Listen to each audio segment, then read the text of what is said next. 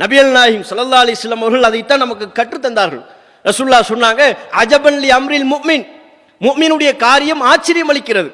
எந்த விதத்தில் ஆச்சரியம் அளிக்கிறது? இன்ன அம்ரஹு குல்லஹு லஹு கைருன், அவனுடைய காரியம் அனைத்துமே அவருக்கு நன்மையாக மாறிவிடுகிறது.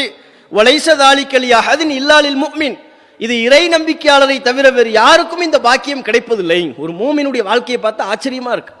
அவன் வாழ்க்கையில் நடக்கிற எல்லாமே அவனுக்கு நன்மையா மாறுது. இது இறை நம்பிக்கையாளரை தவிர வேறு யாருக்கும் இந்த பாக்கியம் இல்லை.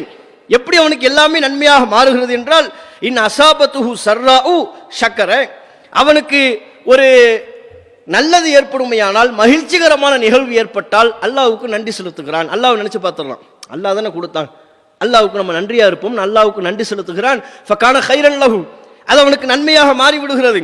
வைன் அசாபத்துஹு தர்ராஉ, அதுவே அவனுக்கு ஒரு துன்பம் ஏற்பட்டால், கவலை அளிக்கிற நிகழ்வு ஏற்பட்டால், சபர, பொறுமையா இருக்கிறான், ஈமான விட்டுறதில்லை, அதுலேயே வாடி போறது கிடையாது, இந்த துன்பத்தையே நினைச்சு நினைச்சு மனம் நொந்து போவது கிடையாது, பொறுமையா இருக்கிறான், அல்லாஹ்ட்ட ஒப்படைக்கிறான். ஃபகான கைரன் லஹு, அதுவும் அவனுக்கு நன்மையாக மாறி விடுகிறது என்று நபிகள் நாயகம் ஸல்லல்லாஹு அலைஹி வஸல்லம் அவங்க சொன்னாங்கங்கிற செய்தியை பார்க்கணும். இதுதான் முஸ்லீமுடைய ஒரு பண்பா இருக்கணும்.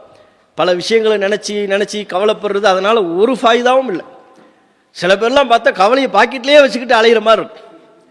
எதையாவது கவலைப்படுறதுக்கு இதுக்கெல்லாம் கவலைப்படணுமா, நமக்கு ஆச்சரியமா இருக்கும்.